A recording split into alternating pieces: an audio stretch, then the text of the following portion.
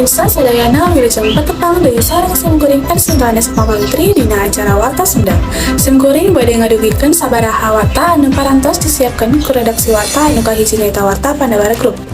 Grup Pandawara nyaeta grup nonoman asal Bandung, Jawa Barat. Ngaran grup Pandawara jadi tipikawanoh ku masyarakat sanggeus aranjeunna berbagi video meresihkeun jalan kawalungan di media sosial. Pandawara hartina 5 nonoman anu mawa beja. Grup Pandawara diadekeun dumasarkan keprihatinan punggal anggota anu jadi korban banjir. Banjir sering lumangsung di wewengkon tempat cicingna nyaeta Bandung Kidul. Kegiatan 5 pemuda eta menang respon positif ti netizen. Grup Pandawara geus kumpulkan kira-kira 27.000 kg muntah. Aksi bebersih sampah anu dilakukan ku grup Pandawara parantos di ngaranan TikTok Local Heroes dina Year On TikTok 2022. Penghargaan ieu didamel ku margi kesina inspiratif pisan saring gaduh pengaruh anu positif kana lingkungan sabudeureun.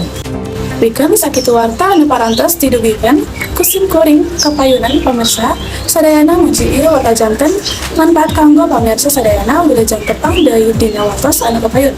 Hatur nuhun. Wassalamualaikum warahmatullahi wabarakatuh.